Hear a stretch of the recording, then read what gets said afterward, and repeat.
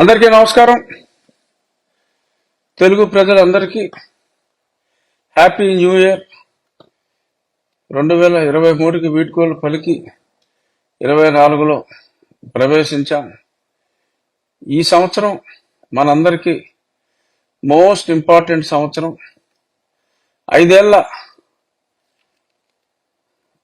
దాస్యం నుంచి, దరిద్రం నుంచి విముక్తి కలిగించే సంవత్సరం మనకి 2024.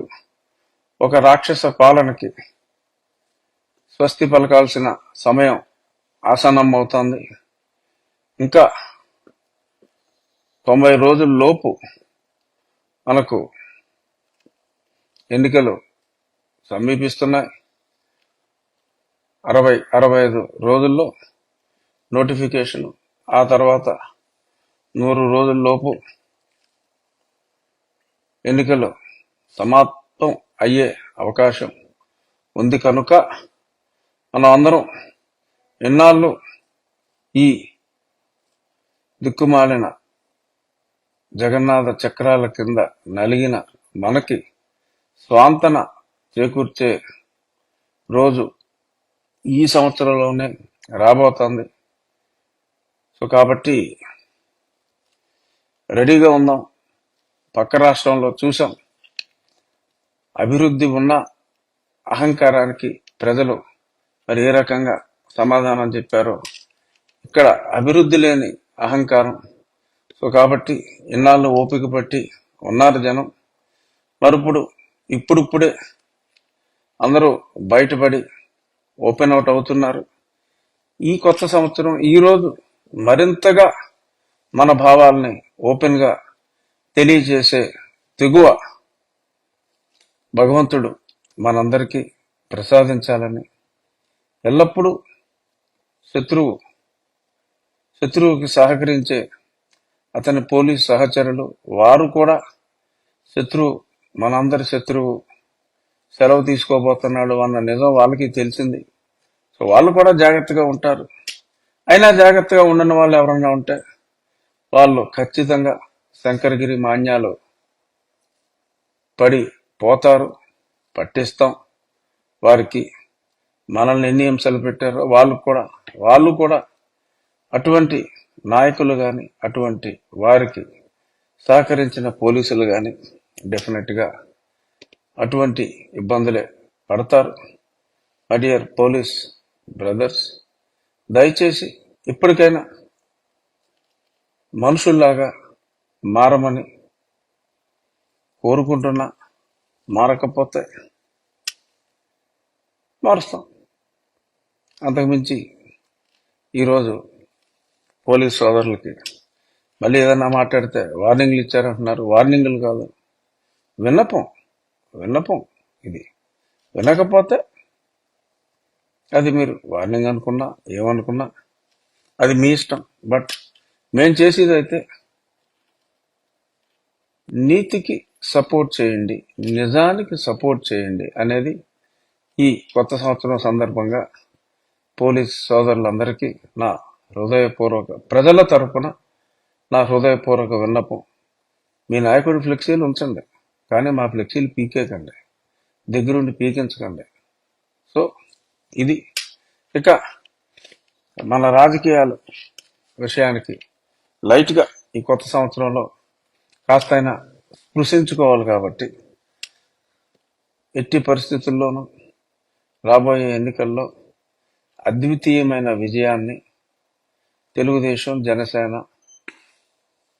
త్వరలో ఒక 2 నుంచి 3 వారాల్లో భారతీయ జనతా పార్టీ కూడా కలుస్తుంది.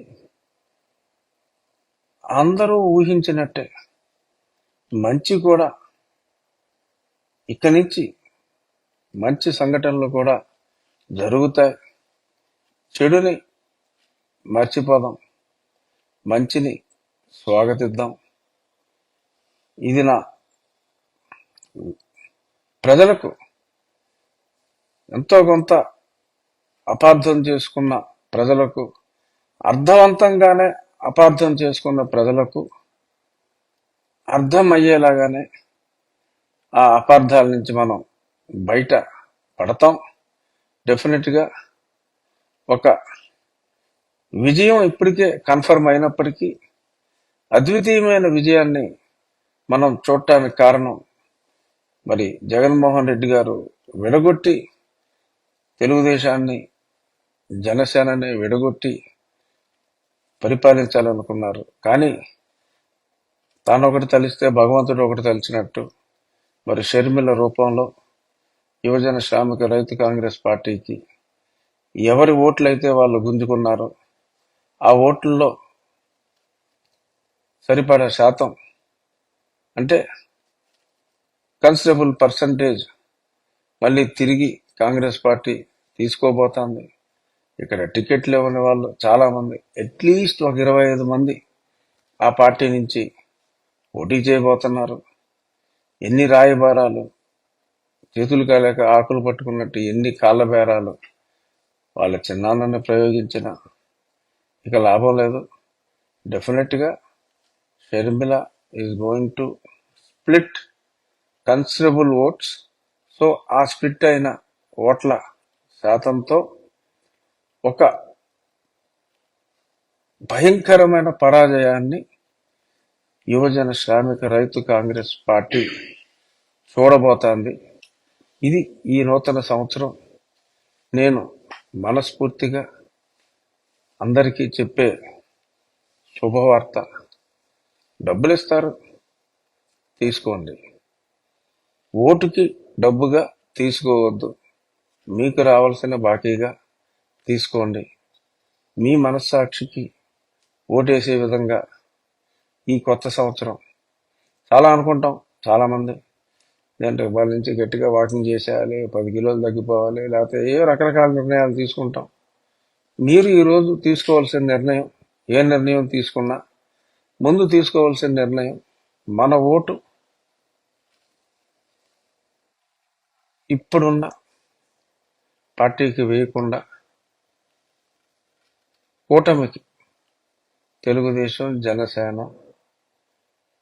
మోస్ట్లీ భారతీయ జనతా పార్టీ కూటమికి వెయ్యాలి అని దయచేసి ఒక నిర్ణయం తీసుకోండి. డబ్బులకి లొంగము అని ఒక నిర్ణయం తీసుకోవాలని చెప్పి మనస్ఫూర్తిగా వేడుకుంటూ, ఇక అంగన్వాడీ సమస్యలు, మున్సిపల్ కార్మికుల సమస్యలు, వాళ్ళు చేసే పనికి, వారికి వచ్చే జీతానికి, వారు పడే కష్టానికి ఎటువంటి పొంతన లేదు. ఆశా వర్కర్లు, సో మనం కౌరులు చెప్తాం, కనీసం పూర్తిగా కాకపోయినా కొద్ది మేరకైనా సరే ఇంప్లిమెంట్ చేయాలి. చేయవలసిన బాధ్యత ప్రభుత్వం మీద ఉంది. అందులో ముఖ్యంగా ఎక్కువ మంది పనివారందరూ కూడా మహిళలే. అంగన్వాడీలు, ఆశాలు అయితే పూర్తిగా మహిళలు.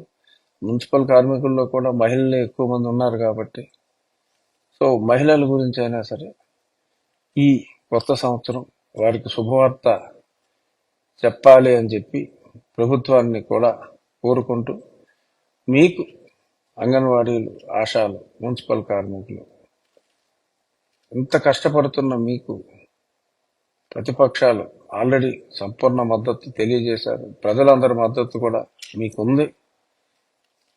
మీ హక్కుల పోరాటంలో ఈ కొత్త సంవత్సరం మీకు సంపూర్ణ విజయం కలగాలని ఆ భగవంతుణ్ణి ప్రార్థిస్తూ, నేను షిరిడి సాయినాథుని ఆశీస్సుల కోసం ఇప్పుడు షిరిడి బయలుదేరే ముందే మీతో మాట్లాడుతున్నా. ఈ సందర్భంగా మరి అవిశ్రాంత పోరాటం చేస్తున్న డాక్టర్ సునీత, రాజశేఖర్ రెడ్డి దంపతుల మీద, sincere police officer Ram Singh మీద, మరి గతంలో ఇటువంటి చెత్త కేసు రామ్ సింగ్ మీద పెడితేనే కోర్టు ఆంధ్రప్రదేశ్ నుంచి తెలంగాణకు మార్చింది.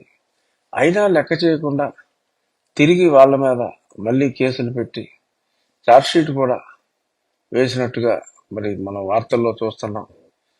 అంటే ఇంత దారుణంగా ప్రజలందరికీ కూడా తెలిసిపోయింది హత్య ఎవరు చేశారో, హత్య ఎందుకు చేశారో. అయినప్పటికీ కూడా ఇంత దారుణంగా ప్రవర్తించటం, మరి హత్య కేసులో ప్రధాన నిందితుడైన ఒక రెడ్డి గారికి వియ్యంకుడైన ఇంకొక రెడ్డి గారిని 4 సంవత్సరాలుగా ఎక్స్టెన్షన్లో సెంట్రల్ డిస్కాం చైర్మన్గా కొనసాగిస్తూ మరి ఈ కేసులో మరి ముఖ్యమైన వ్యక్తి వారి వియ్యంకుడు కాబట్టి ఎలాగైనా సరే మళ్ళీ ఎక్స్టెన్షన్ ఇవ్వాలని ముఖ్యమంత్రి గారు వద్దు అని చెప్పి పెద్దలు పెద్దిరెడ్డి గారు వాదులాడుకోవటం గురించి మనం ఈ పేపర్లో చదివాం. చూద్దాం మరి ఇంకా మరి ఆయన కీలక సాక్షిగా మారితే అసలుకే అసలని చెప్పి మరి భయపడి మళ్ళీ ఎక్స్టెన్షన్ ఇస్తారా ఎవరా? ఈ సునీత అండ్ రాజశేఖర్ రెడ్డి రామ్ సింగాల మీద పెట్టిన కేసు కొట్టివేయాలి అని చెప్పి వారు హైకోర్టుకు కూడా వెళ్ళటం జరిగింది. వారికి సత్వరం న్యాయం జరగాలని ఈ కేసు బాబాయ్ హత్య కేసు సునీత రాజశేఖర్ రెడ్డిల పోరాటంతో త్వరలో ఒక కొలిక్కి రావాలని ఈ సంవత్సరం ఎలక్షన్ లోపే నిజమైన దోషులు ఎవరో తేలాలి అని కూడా మనస్ఫూర్తిగా కోరుకుంటూ once again happy new year పెద్దలు చంద్రబాబు నాయుడు గారికి, పవన్ కళ్యాణ్ గారికి, నారా లోకేష్ గారికి, ప్రధాని పూజ్యులు నరేంద్ర మోడీ గారికి, అందరికీ